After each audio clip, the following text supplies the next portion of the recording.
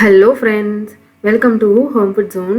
இன்றைக்கி இந்த வீடியோவில் ரொம்ப ஹெல்த்தியான ஒரு ஈவினிங் ஸ்நாக்ஸ் ரெசிபி, நல்ல ஃபில்லிங்காக ரொம்ப டிஃப்ரெண்ட்டாக இருக்கும். அது எப்படி செய்கிறத பார்க்கலாம். இது செய்கிறதுக்கு ஒரு குக்கரில் இந்த மாதிரி ஒரு கப் அளவுக்கு பச்சை பயிறு எடுத்துக்கோங்க. பச்சை பயிறு நல்லா கழுவிட்டு குக்கரில் சேர்த்துக்கோங்க. மீடியம் ஃப்ளேமில் வச்சு ஒரு 3லேருந்து 4 நிமிஷம் நல்லா இதில் இருக்கிற தண்ணியெலாம் ட்ரை ஆகிற வரைக்கும் வறுத்து எடுத்துக்கோங்க.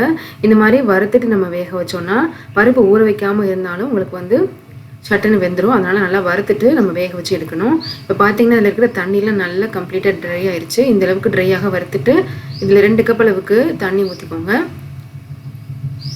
2 கப் தண்ணி ஊற்றி குக்கரை மூடி வச்சு ஹை ஃப்ளேம்லேயே ஒரு 4 விசில் விட்டு ப்ரெஷர்லாம் நல்லா ரிலீஸ் ஆனதுக்கப்புறமா நம்ம திறந்து பார்க்கலாம்.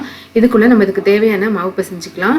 ஒரு மிக்சிங் பவுலில் 1.5 கப் அளவு கோதுமை மாவு சேர்த்துக்கோங்க. கொஞ்சமாக ஒரே ஒரு பிஞ்ச் அளவு உப்பு சேர்த்து நல்லா கலந்து விட்டுக்கோங்க. தண்ணி கொஞ்சம் கொஞ்சமாக பார்த்து சேர்த்துக்கோங்க. சேர்த்து மாவு பார்த்தீங்கன்னா சப்பாத்திக்கு பிசைறது மாதிரி இல்லாமல் அதை விட நல்லாவே நெழுப்பாக பிசைஞ்சு எடுத்துக்கணும். அதாவது நம்ம கையில் எடுத்து தட்டுறதுக்கு ஈஸியாக வர்ற மாதிரி பிசைஞ்சு எடுத்துக்கோங்க. நீங்கள் எடுத்துக்கிற மாவுக்கு ஏற்ற மாதிரி தண்ணி அதிகமாகவோ கம்மியாகவோ தேவைப்படும். அதனால் கொஞ்சம் கொஞ்சமாக ஊற்றி இந்த மாதிரி மிக்ஸ் பண்ணி எடுத்துக்கோங்க. மாவு பார்த்தீங்கன்னா இந்தளவுக்கு நெழுப்பாக இருக்கணும். கையில் எடுத்து போட்டோன்னா நல்லா அந்த மாதிரி பந்து மாதிரி விழுகணும். இந்த மாதிரி நல்லா மாவு மிக்ஸ் பண்ணி எடுத்துக்கோங்க. நல்லா கலந்து எடுத்ததுக்கப்புறமா ஒரு 2 நிமிஷம் நல்லா அந்த மாதிரி பீட் பண்ணி எடுத்துக்கோங்க. அப்போ உங்களுக்கு மாவு இன்னும் நல்லா சாஃப்டாக இருக்கும். பார்த்தீங்கன்னா தெரியும், கன்சிஸ்டன்சி இந்த மாதிரி இருக்கணும். இதுக்குள்ளே பார்த்தீங்கன்னா நம்ம வேக வச்ச பருப்பு நல்லா வெந்திருக்கு. இதை லேசாக அந்த மாதிரி மசிச்சு விட்டுக்கோங்க. முழு பருப்பாக தெரியக்கூடாது. நல்லா மாவு மாதிரி இந்த மாதிரி கரண்டி வச்சு மசிச்சிங்கனாலே உங்களுக்கு ஈஸியாக வரும். நல்லா இந்த மாதிரி பருப்பெல்லாம் மசிச்சுட்டு எடுத்துகிட்டு இதை ஒரு மிக்சிங் பவுலுக்கு மாற்றிக்கோங்க. இதில் 1/2 கப் அளவுக்கு நாட்டு சர்க்கரை இல்லைனா வெல்லம் பொடிசோ துருவி சேர்த்துக்கோங்க. கூடவே 1/4 கப் அளவுக்கு தேங்காய் துருவி சேர்த்துக்கோங்க.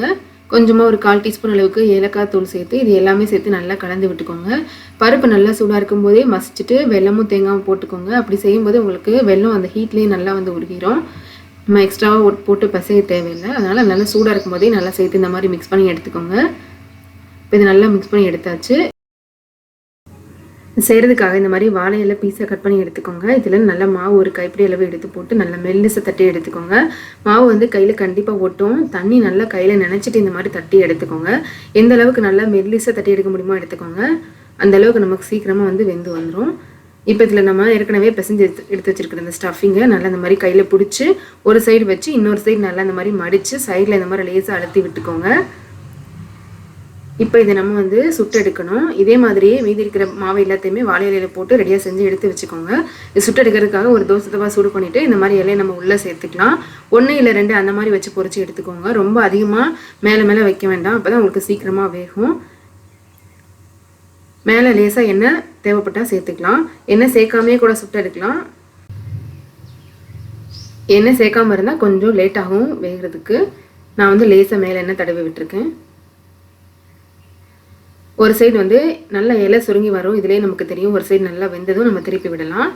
2 பக்கமும் நல்லா திருப்பி போட்டு இலை நல்லா ப்ரௌன் கலர் ஆகிற வரைக்கும் பொரிச்சு எடுத்துக்கோங்க. அப்போ தான் உள்ளே இருக்கிற ஸ்டஃபிங்கோடு சேர்த்து இந்த மாவு நல்லா வேகும். இப்போ பார்த்தீங்கன்னா 2 பக்கமே நல்லா பொரிஞ்சு வந்திருக்கு. இப்போ இதை நம்ம வெளியில் எடுத்துடலாம். இதே மாதிரியே மீதி இருக்கிற எல்லாத்தையுமே போட்டு சுட்டு எடுத்துக்கோங்க. நல்லா சுட சர்வ் பண்ணிங்கன்னா ரொம்ப நல்லாயிருக்கும். நல்ல ஹெல்த்தியான ஒரு ஸ்டஃபிங்கோட நீங்கள் ஈவினிங் ஸ்நாக்ஸாகவும் கொடுக்கலாம், பிரேக்ஃபாஸ்ட்டாகவும் கொடுக்கலாம். குழந்தைங்களுக்கு கூட ரொம்ப பிடிக்கும். இதே மாதிரி கண்டிப்பாக நீங்களும் செஞ்சு பாருங்கள். இந்த ரெசிபி உங்களுக்கு பிடிச்சிருந்ததுன்னா லைக் பண்ணுங்கள், ஷேர் பண்ணுங்கள், கமெண்ட் பண்ணுங்கள். கண்டிப்பாக ஹோம் ஃபுட் ஜோனுக்கு சப்ஸ்கிரைப் பண்ண மறக்காதீங்க. நாளைக்கு இதே மாதிரி ஒரு நல்ல ரெசிபியோட உங்களை மீட் பண்ணுறேன். அது வரைக்கும் பாய்.